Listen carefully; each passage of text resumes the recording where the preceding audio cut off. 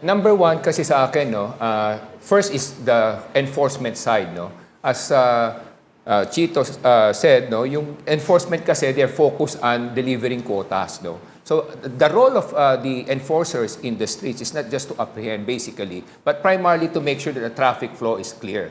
Because most of my friends who are coming also from outside and they will come to Manila, 80 to 90% of the time, once they enter Manila, they're always ticketed or they're being asked for some tong, whatever, kotong, whatever. So that's one. So the enforcement direction should be just to ensure a good traffic flow, smooth traffic flow, not apprehension. Apprehension can be done through the contactless system that can be initiated by the city, not by the private sector. So then, of course, there will be some ranking system. No? If you're just first-time offender, normally you'll be given a pass. But after that, second, third offender, from the contactless point, then you'll be penalized. Second, parking. No? If you will see, there's no discipline already in parking. No? In Quiapo, once you will go down the bridge, the parking is all over, so the traffic is congested there. So you have to cure that also. You have to restrict parking. No? So in Makati, they have a system. No? 2 hours, then a third hour is more expensive, and you cannot park more than 3 hours. So that way, they give everybody a chance to be able to park. So that parking will have to be restricted. Now, the next question is, if parking is restricted, how will the others park? So now the government will again have to take the initiative to lease the vacant lots available around the area so that they can use it as parking lots for people who want to park.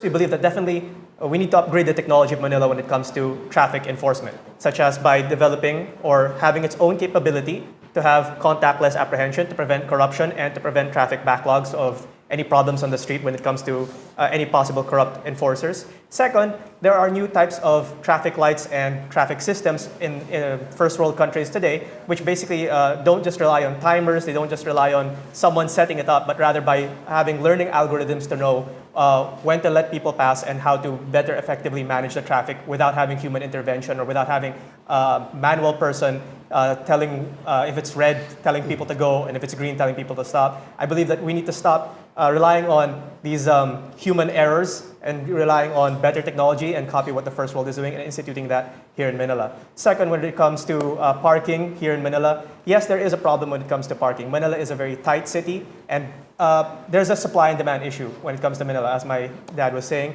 When it comes to parking, people want to park in Manila, people want to get to Manila, but there are no parking spaces available. Hence, what do? They park in illegal parking areas, they park on the sidewalks, which creates problems for more traffic and creates more problems for everyone. So definitely, that's a problem that people have.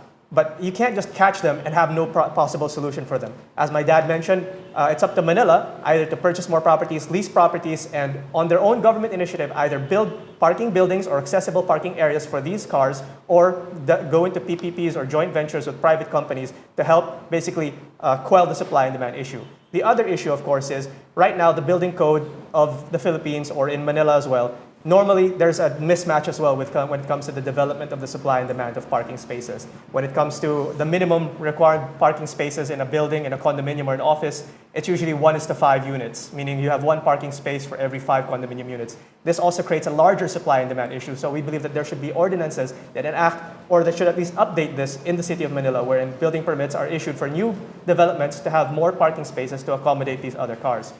In addition to that, when it comes to pedestrians as well, because we don't just want to look at one specific problem, we're here to think of a holistic solution.